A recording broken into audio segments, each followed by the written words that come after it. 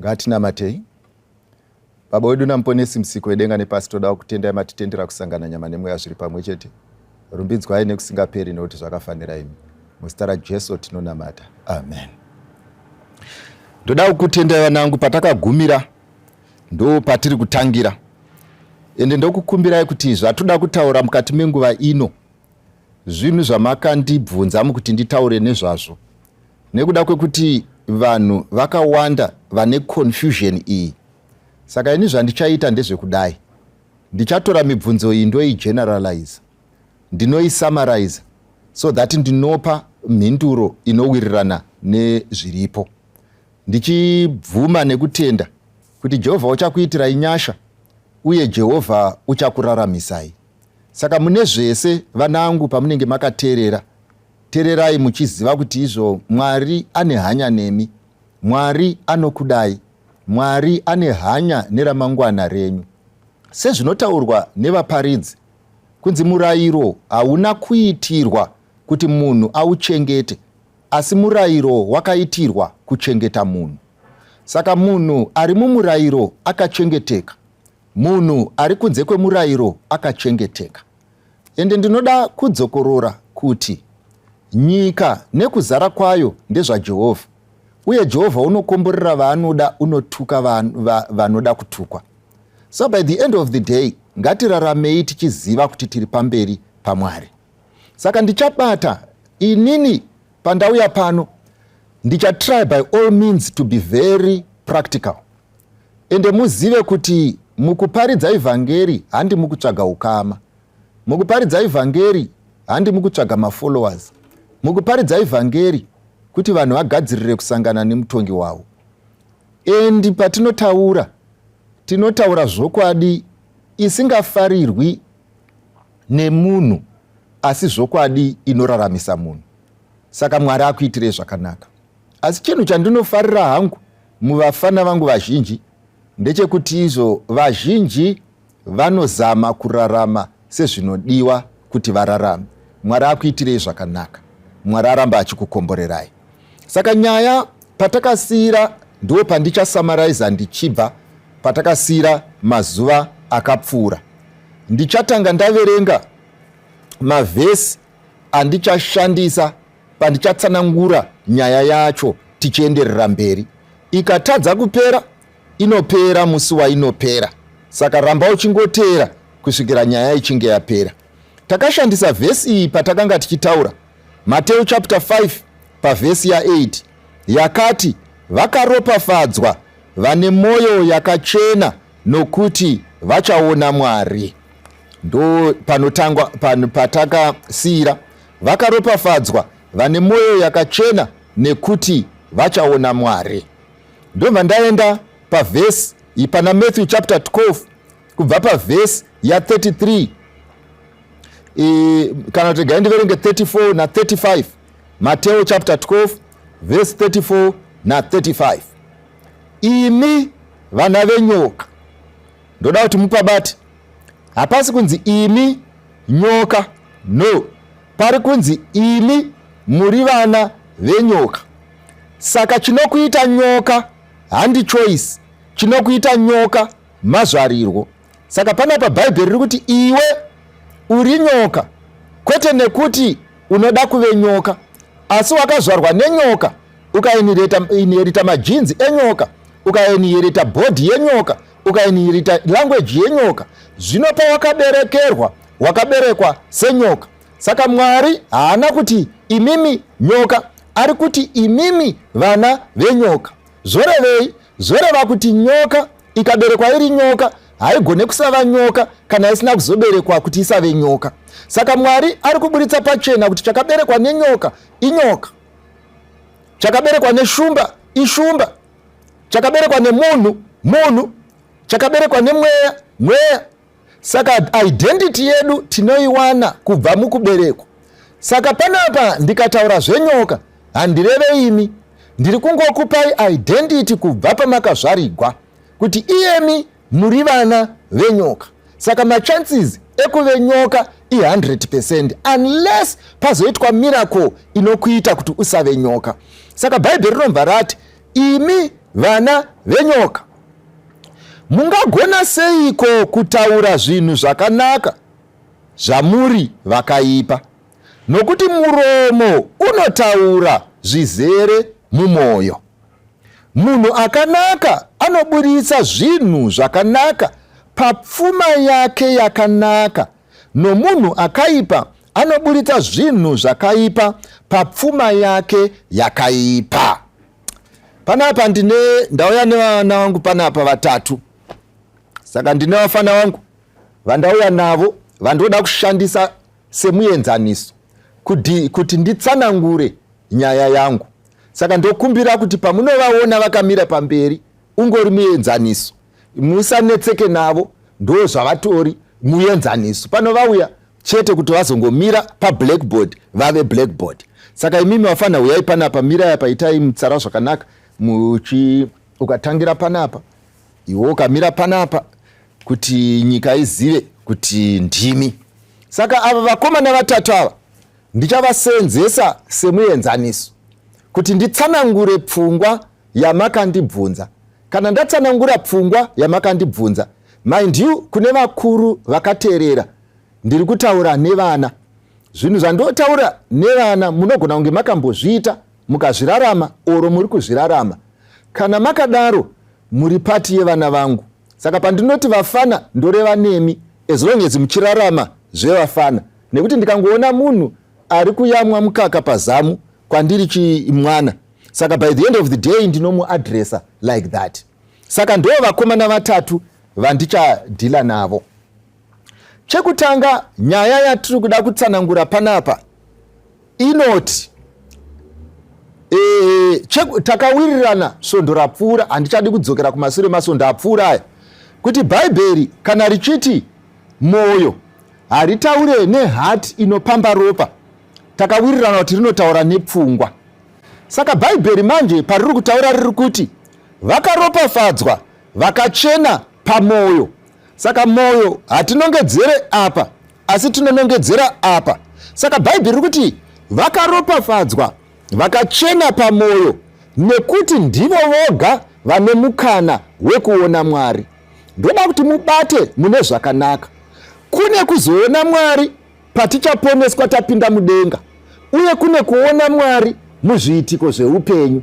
Zvikanzi nebhaibheri vakaropafadzwa vane brain yakachena, vane brain isiri contaminated, vane brain inoita madecisions ari pure, vane brain isingateerere pfungwa dzemunhu, vane brain isingatongwe nesocial media, vane brain isingatongwe neboyfriend, vane brain isingatongwe negirlfriend, vane brain isingatongwe necommunity, vane brain isingateedzere peer pressure, vane brain isingarane relationship nemanotsi evamwe, vane brain isingarane relationship nemanotsi ekukwereta, vane brain isingarane relationship sevatorwa, vane brain isingarane relationship sechinhu cheumwe munhu. Chandiri kuedza kutaura ndechekuti izvo bhaibheri kana richiti vakakomborerwa vakachena pamwoyo, riri kuti kana pakaita mukomana pobva paita musikana, ava vaviri ava vakapinda. Mind you, ndiri kutaura uyu mutorei semusikana, ndiri kumutora semusikana because handina vasikana pano. Saka pakaita vanhu vaviri, uyu ari mukomana, uyu ari musikana. Bhaibheri rangu riri kuti izvo kana munhu uyu akapinda murelationship akachena pamwoyo, uyu wapinda murelationship akachena pamwoyo, vari kutanga chinhu chavo. Muri kundinzwisisa? Saka uyu akachena pamwoyo, uyu akachena pamwoyo, saka ava vaviri vari kutanga chinhu chavo. Tiri kutora vanhu vapinda muchinhu vasati vambochiita, vanhu vapinda muchinhu vanyowani muchinhu, vanhu vapinda murelationship mese muri panyowani. Ndimi mapinda imomo mune a clear conscience, mune a clear mind. That means chamuri kuvaka apa chinhu chani, chinhu chenyu. Asi ngandimbobvisai uyu ndomuisa padivi, ndotora uyu omira pano, motora kuti uyu mukomana, uyu musikana. Asi uyu semukomana relationship yapinda maari haiziriyo yekutanga. Relationship iyi ingoti ndeyechitatu kana kuti ndeyechina. Zvorevei? Zvoreva kuti kuseri kwakwe ane vasikana vana vaakambodana navo. Saka paasvika panapa apinda murelationship neuyu. Saka kana apinda murelationship neuyu, ngatitorei kuti uyu ndiye relationship yake yekutanga.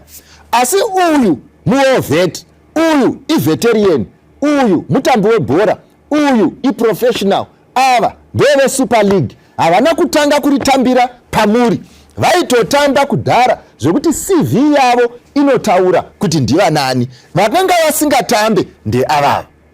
Saka zvinoitika ndezvinoti kana relationship iyi ichitanga, iyi relationship pamuri iyi inonzi inyowani.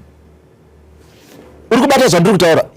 Inonzi inyowani nemi pamusana pekuti yatanga rini nhasi. Asi hazvireva kuti relationship iyi inoramba iri nyowani.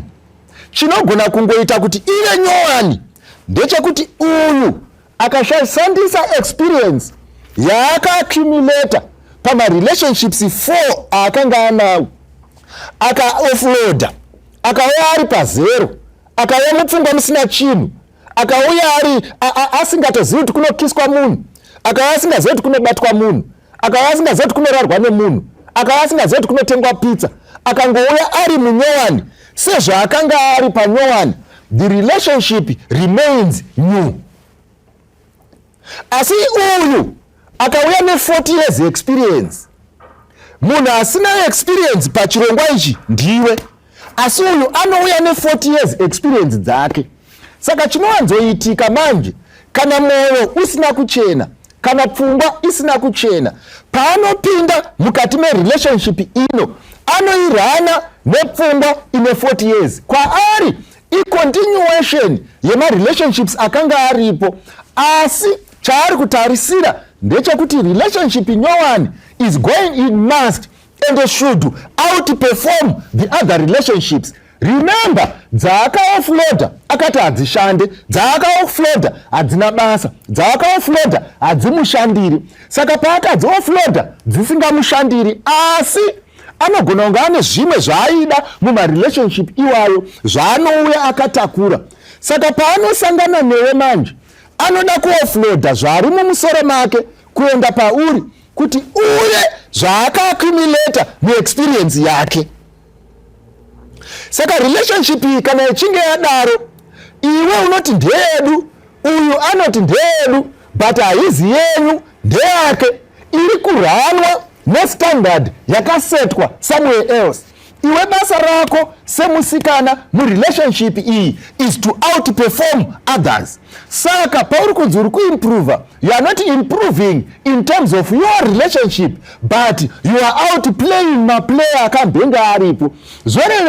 Zoreva kuti kana relationship akanga anayo na Peter Ndlovu, iwe mugame rebhora iri you must outperform Peter Ndlovu. Saka you are stretched to be a Peter Ndlovu before you realize it. You are stretched to be a defender before you realize it. Saka paunenge wakagara unenge uchiti tina relationship yedu, but hamuna relationship imini vakuru. Iwewe uchauri umuchete wakapinda pa training to be taught to be someone else whom you do not know. Saka uyu ndiye ega anongoziva kuti pana Judy ndiri kugadzira Mary.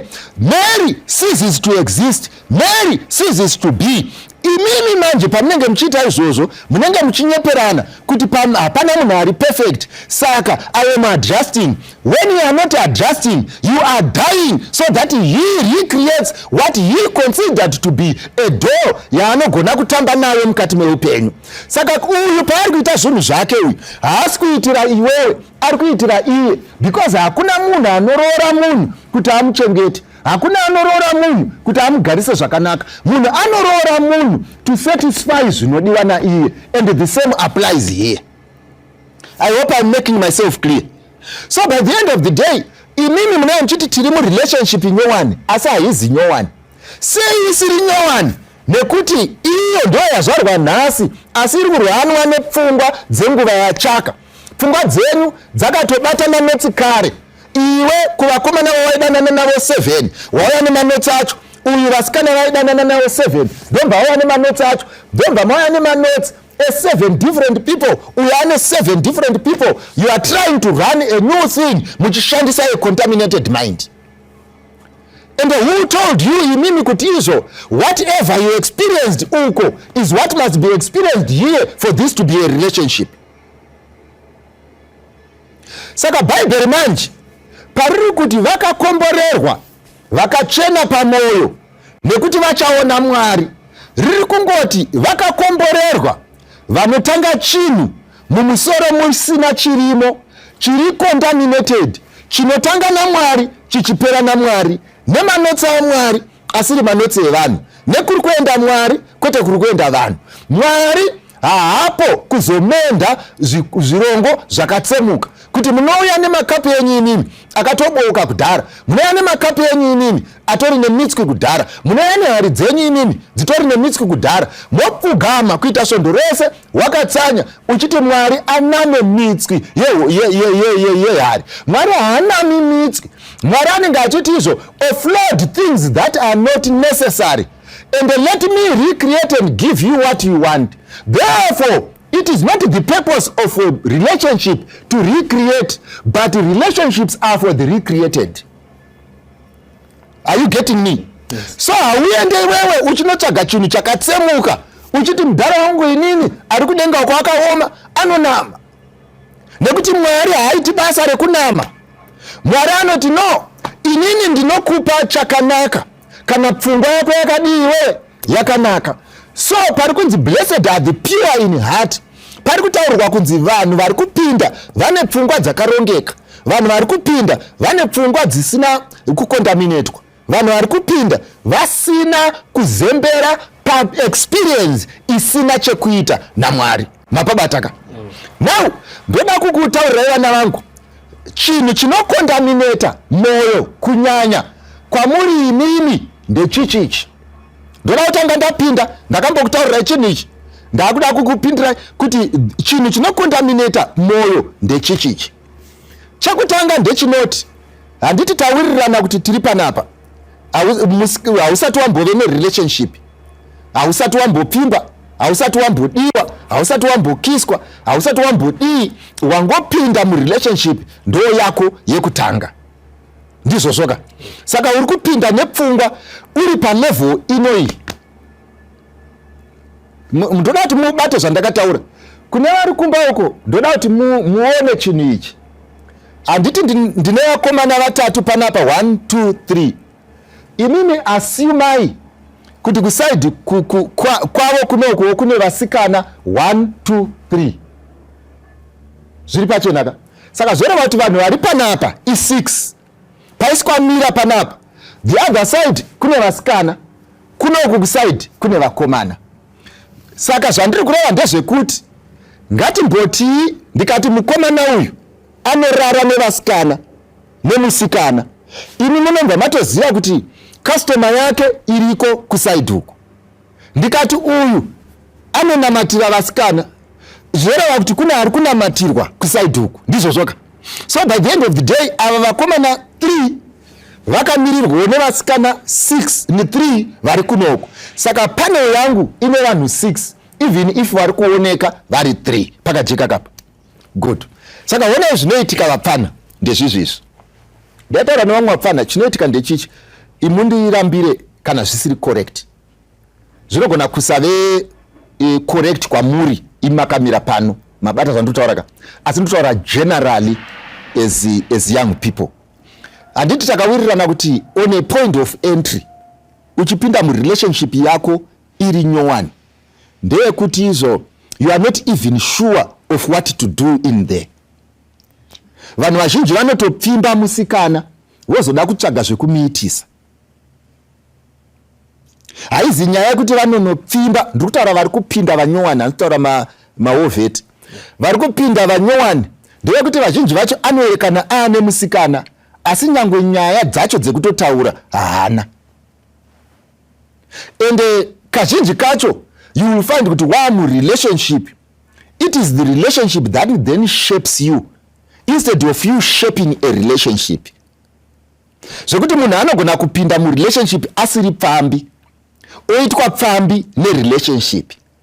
Saka zvazviri kureva ndezvekuti the shaping has been done to the participator of a relationship.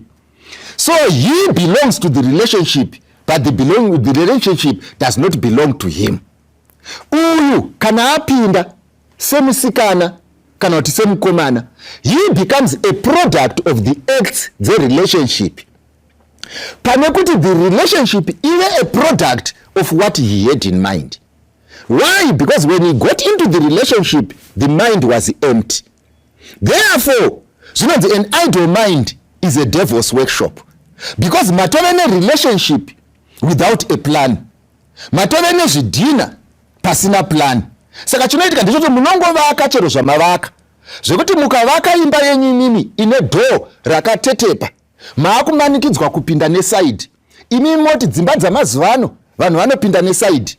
Nyamba chaakutoitika ndechoti imba ndo yaakudhitemena mapindiro amunoita, nekuti pamakavaka imimi makanga musina plan. Saka vanhu vanenge vachiti tine relationship yedu. Nyamba vanhu ava havana relationship. Relationship ndo iri kutovakoromora. Relationship ndo iri kutovaita mhombwe. Relationship ndo iri kutoita magay. Relationship ndo iri kutoita malesbian.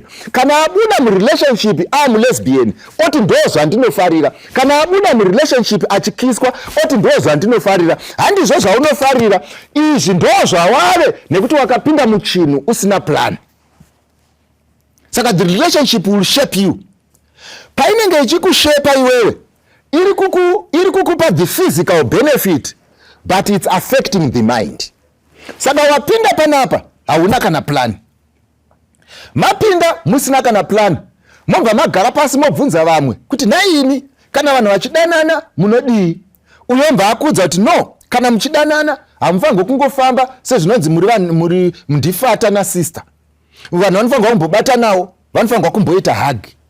Saka imimi pamunenge muchiita hug, the relationship is busy shaping the mind.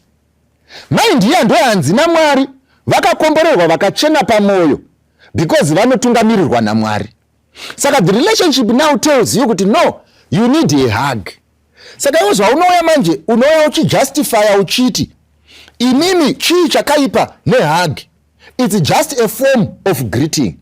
Mubvunzo wachiti, if handshake is a form of greeting and a hug is a form of greeting, why have you graduated handshake from a handshake to a hug if there is no benefit? Automatically, we are found to be lying. The fact that we now want to be hugged means the hug and handshake, they are different. And because they are different, chirikungoitika ndechekuti the mind that has been contaminated is busy defending that which it does not know. Saka muri kugara pasi nemumwe munhu anoziva moitisana nharo, it does not affect me, moitisana nharo, kwese kupfeka moitisana nharo, zvinozivei moitisana nharo, chikuru mweya. Asi vakapfuura nepavakapfuura napo vanoziva kuti haungati chikuru mweya, because mweya unotongwa nepfungwa. Pfungwa yakanzi igare yakachena. Kune dzimwe dzakatombosviba nehug, kune dzimwe dzakatombosviba nekisi, kune dzimwe dzakatombosviba nekusapfeka zvakanaka, kune dzimwe dzakatombosviba nekurara nevakomana. So by the end of the day, iwewe mind yako as young people, it is busy telling you kuti it is normal. It is busy telling you you can do with it. It is busy telling you chiri important moyo, but chaisiri kukudza ndechekuti chinonzi moyo hachinzi chinopamba ropa, chinonzi moyo haizi feeling, chinonzi moyo hazvizi zvaunonzwa, chinonzi moyo mafungiro. And every process inoitika munodiwa munhu, it's not affecting the body, it affects the mind. So virginity, before it is lost physically, it is lost in the mind. Before people go to bed, they go to bed in the mind. Before people date, they first date in the mind. When people behave in a relationship, vanotanga vazvifunga in the mind. Therefore, ari kufunga panguva iyoyo, kana kuti ari kunyepera kufunga panguva iyoyo, ndiye ari kushape relationship. Umwe angori a tool in a relationship that is going to be discarded off. Saka masvika panemwe level mowirirana tinokisana tinobatana. Handiti iwo pauri kukisa nekubata uri kubata musikana watataura uyo ari imaginary. Now mosvikawo futi panemwe level yekuti izvo maakurara mese. Pamunenge muchirara uri kurara nemusikana ari imaginary. Ndizvo. So zviri kuitika ndezvekuti palevel iyi uyu anokisa, anobata, anohaga, anoita zvose, opedzisira arara. Ari kurara nemusikana uyo number 3 ari uko. Iwe hausati waakurara zvako, uri kungokisa nekuhaga nekubata pamusana kwete nekuti wakapusa, pamusana pekuti pfungwa ichiri kukura iri kukusvitsa mukuora kukuru kwakafanana neava vamaovheti. Kuyo ava nekuti vapinda mumusangano vasina gwara remusangano, vachadzidziswa gwara remusangano, hauiti musangano wako muzano. Zano ndo inokuudza kuti tinofamba sei. Saka kana watopinda muchinhu waakudhila nechinhu sezvazviri. Asi ava manje mind haisati yacontaminated, iyi 50%, iyo 100% mapabataka. Asi honai manje vanangu, chinoti kanditi muri kuona mind idzo dzachidaro manje, ndoda kuti mumboona how it affects vakuru vakaroora nekuroorwa. Chinoitika ndechekuti uyu kana ane achirana relationship seyekubhawa, achirana relationship yekuita madiro, achirana relationship isingadiwe naMwari, paanenge akuda kuroora, vekubhawa havaroore kubhawa. Unobvumirana nenika? Vekubhawa vanouya kuzoroora kuchechi. Chinoita kuti vauye kuzoroora kuchechi inyaya yekuti vanotoziva kuti vanhu vekubhawa ndeve sports, kumba hakuzi kwesports. Saka kana ndakuda kuve serious nekuita vana, ndakuda kuve serious nekuchengeta vana, ndakuda kuve serious nekuvaka musha, ndakuda kuve serious nekutenga imba, ndakuda kuve serious nekuti vana vadzidziswe tsika dzakanaka, handitore kubhawa. Kubhawa tinoziva zvataita zvakaperera ikoko, ndezvekubhawa. Ndakuda munhu anove mukadzi, munhu ane tsika dzakanaka. Ndosaka vekubhawa vachiuya kuzorora kuchechi. Saka uyu paanoya kuzorora, anoya kuzorora musikana ari panapa panumber 1 panguva yekusaziva. Uyu musikanowo ari panapa uyu ndiye anenge achitiudza patinenge tiri kuchechi kuti inini kuchechi inini ndakadanana nemukomana 1 akandiramba, ndikadanana neumwe akandiramba, ndikadanana neumwe akandiramba. Saka vanhu vekuchechi havaite, vekubhawa vatori nani. Chaasingazive ndechekuti vekubhawa vauya kuzoroora, vauya kuzotsvaga mandara, vauya kuzotsvaga munhu kwaye. Vari kuziva the dating yavakuita, it's a purposeful dating. They are not dating to wild up time. Why? Because they wild up time. They are not dating to kiss. Why? Because kwekukisa vanaku. They are not dating kuti varare nemunhu, because kwekurara vanaku. Vanotokutakura vokusiya pachechi, vodzoka vachikutora, vabva kupi uko. Why? Because uko ipart time, uko haizi full time, uko kasociety, uko ndoko vanonakidzwa. Asi kana vakuda munhu wekuroora, vanoda munhu ari principled and straightforward. Why? Vakadzidza from experience kuti kaupenyu kekubhawa hakatonge musha, kaupenyu kekubhawa hakarane musha, kamuraramiro kekubhawa hakaite kumba. Mararirwa anoitwa nevanhu kubhawa haungatore tsvina dzodzo ukatsvairira mumba. Vanozviziva kuti kamuraramiro kataitaka hakavake musha unenge uri decent, musha unoridzirwa muridzo nemunhu wese, musha wekuti kana umwe asiko umwe anenge aripo, musha wekuti izvo paFacebook vanhu vanofamba vasina kupfeka. Saka haadare uyo because akachenjera. Anochiuya kune vanava vane mabvi anonamatira zvose zvose, wotanga kuti izvo no zviri nani ndikadanana neuyo ari nani, nyamba uyo haazi nani. He is in an objective relationship. Ndoda kukuudzai vafana, nyangwe uya musikana ari uko wavairara naye uyu, wavaitamba naye, kana akuda kuroorwa haaroorwe netype iyo. Anongoziva kuti iyo ndeye pizza iyo ndeye flirting iyo ndeye kurara nayo. Asi kana waa serious nababa vanenzi baba vemba, enda unotsvaga munhu kwaye. Saka vanoitawo sei?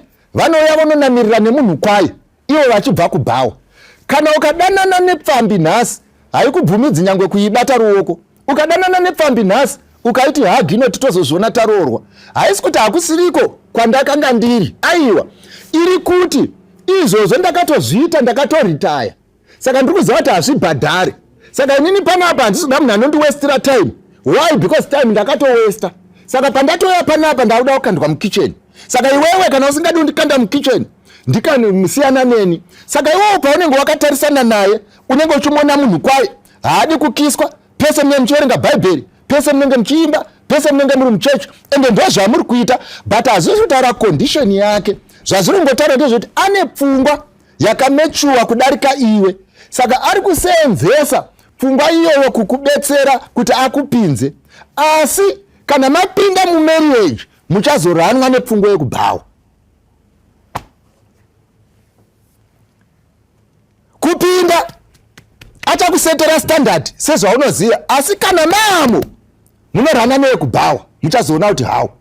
So uyu akunorora kuchechi, uyu unororawo number 2 yekukoko, uyu ndiye anobva atora number 3 professional pfambi, ndo yaanenge aroora uyu. Saka uyu ane wekuchechi, uyu ari nani mbichana, uyu power straight. Asi uyu ndiye ari kunamata, uyu hafi yekunamata, uyu wakatorashika zvachose. Saka chiri kuita kuti vanhu vachipinda mumarelationship aya vatsvage, kana vaanawo vakuarana manje, vanoti inini anomira munhu uyo abva kubhawaka, anoti kune mudzimai wake, inimi madam, because inimi madam you need to improve. But yaari kuti improvement haizi improvement by learning, it's improvement by comparisons. Ari kuti inini kubhawa ndakambosangana nevakadzi vaidai, kwewe unozvitadza sei? Kubhawa ndakambosangana nevaibika nyama inohwaira, kwewe unozvitadza sei? Kubhawa vaipfeka zvakadai, iwe unozvitadza sei?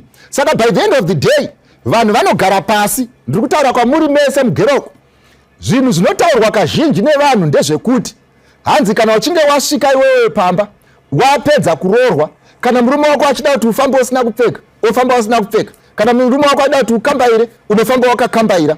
Hapana chakaipa kuti munhu ararame sezvinodiwa pamba, asi chakaipa kuna baba vemba ndechekuti kana uchikambairisa munhu pamusana pekuti uri kufunga Joy, iwe wakaroora Ruth. Saka uda kuti Ruth akambaire sezvaiita Joy, uda kuti izvo Joy apfeke sepfambi yawaive nayo kubhawa. Saka zviri kuitika manje ndezvekuti uri kutora munhu asiri webhawa, otora munhu asina kumborora pese pese, omukombeya kuti akupe experience yaasina kumbowana, akupe experience yaasina kurarama. Iye asararame sezvaari, ararame semunhu wekubhawa, ararame neexperience yake, aimprove achikombita nevanhu vasiri mumuchato wake, achikombita nevanhu vasina chekuita naye, achikombita nevanhu vari kubhawa. Would you call that fair?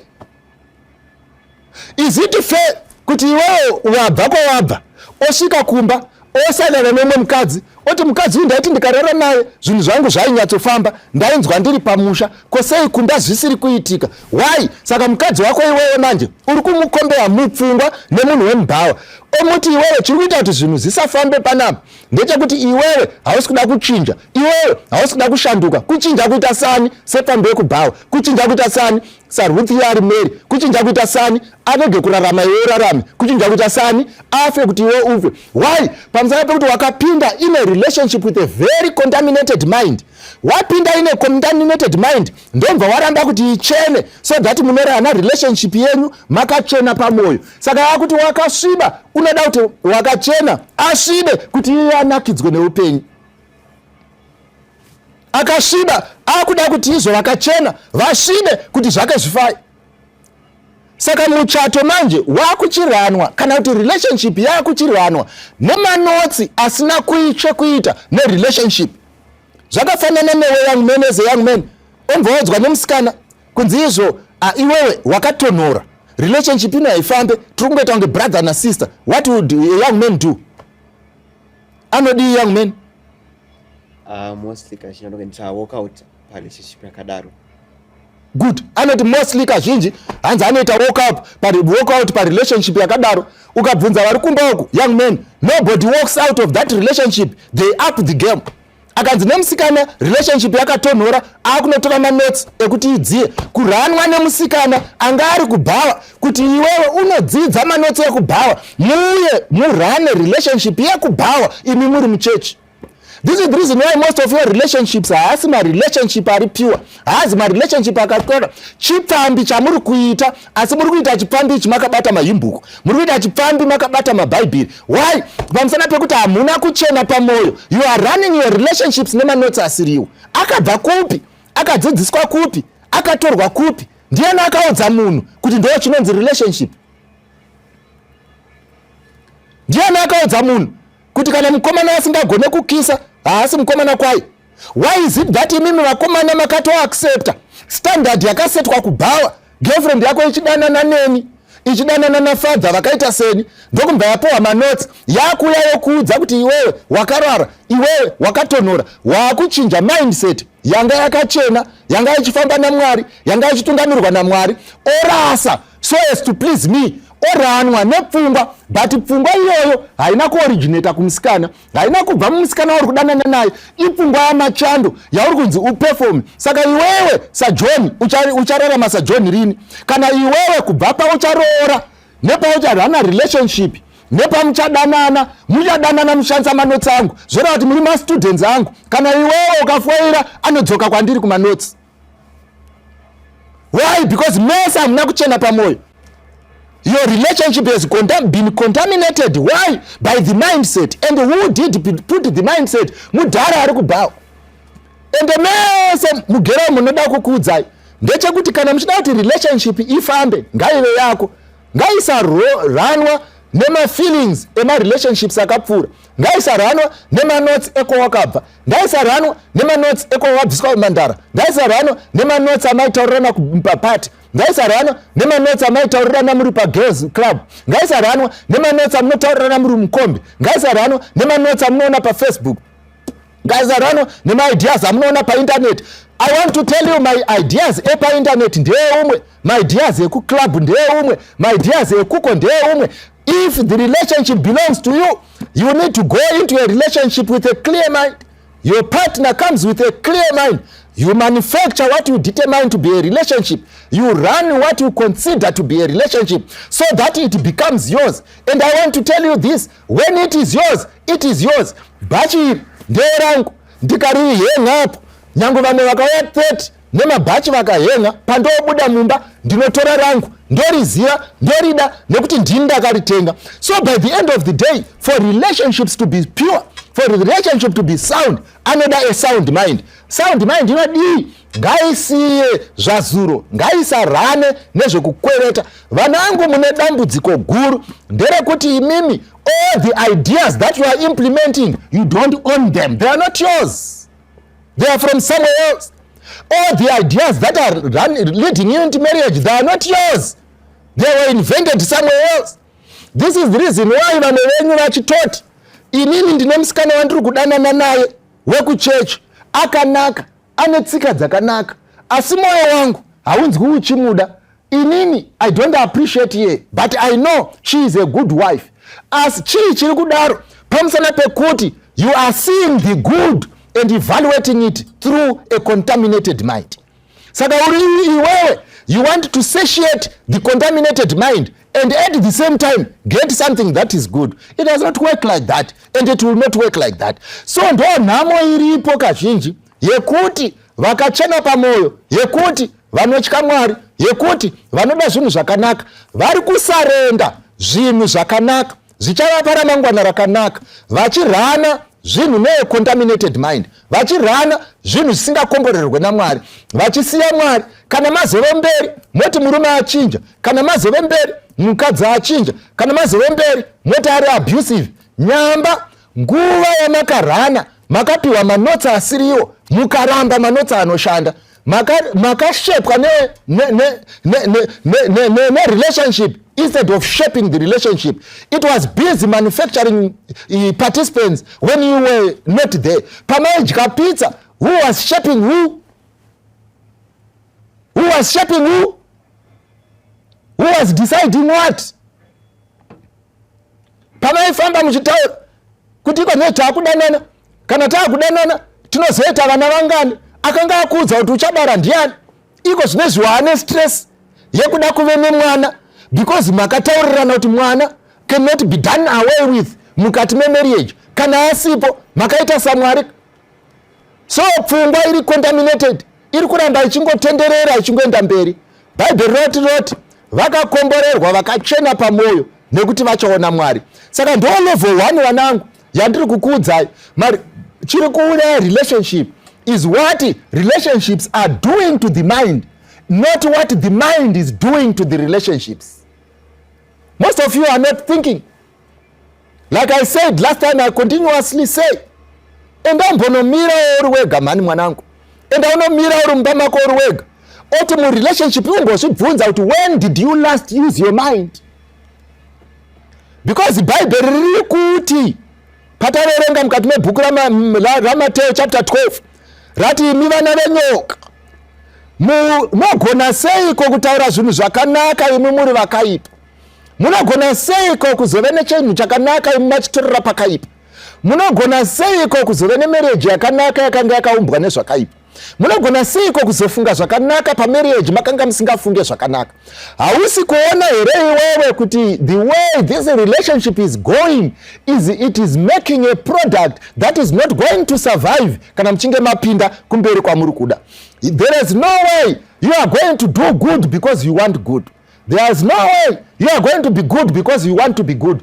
Bhaibheri rangu riri kuisa pachena kuti whatever you put in the mind is going to determine kwamunoswera. Ndiye chadetermina zvamunodya, ndiye chadetermina abuse or no abuse, ndiye chadetermina prostitution or no prostitution, ndiye chadetermina kuramba kana kusaramba, ndiye chadetermina whether you are running a partnership or a marriage, ndiye chadetermina whether you are happy or you are not happy, ndiye chadetermina whether uchasvika kana kuti hausvike, ndiye chadetermina whether uchakomborerwa kana kuti haukomborerwe.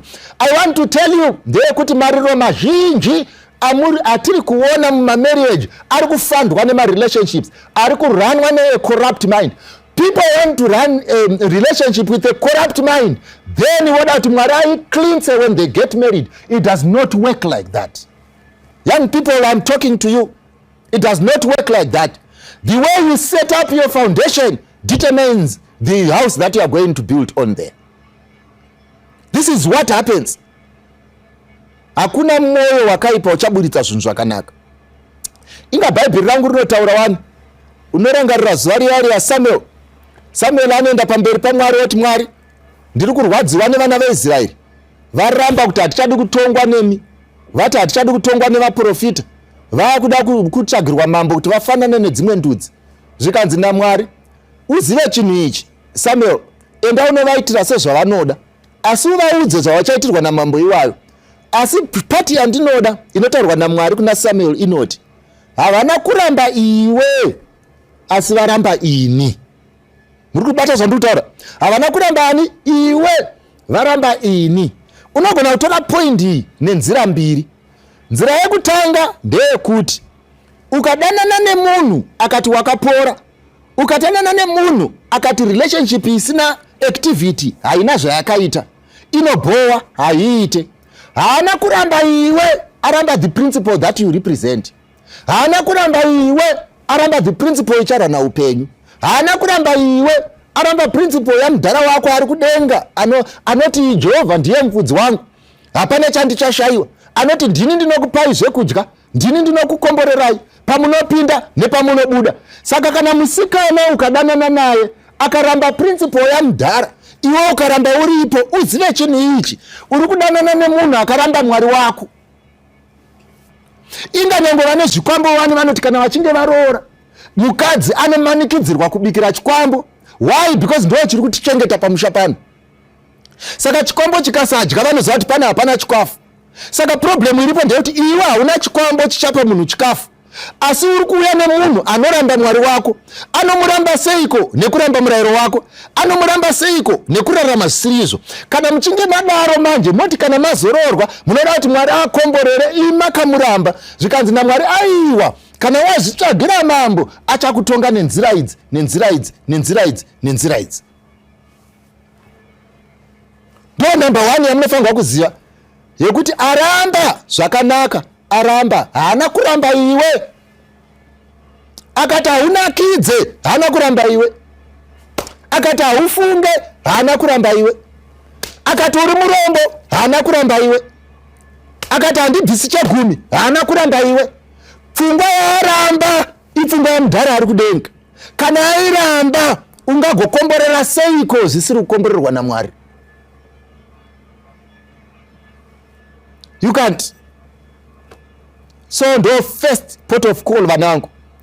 Ndo patoda kuti tigumire nhasi muzive chinhu ichi. Umwe nemumwe achita sarudzo uri kwauri. Ukasashandura pfungwa, ukasashandura maitiro, ukaranwa nemaborrowed ideas, ukaranwa nezvekukumbira, ukaranwa nemanotsi ekubhawa, ukasamuka pakudheta, ukasakumbira a pure mind, ukasave nepure mind, ndoda kukutaurira iyi ichafira mudewe. Vanangu, ndoda kuti ndikuudzei, zvino ichokwadi kuti muchidhakwa chikapinda mubhawa, chakadhakwa chakapera, chodaidzira kuti Jesu unouyazve. Is that not true? It is very true. Whether zvabuda muromo wechidhakwa, komva kwauya mufundisi anotya Mwari mumweya nemuzvokwadi, odaidzira futi kuti Jesu anouyazve. Is that not true? It is true.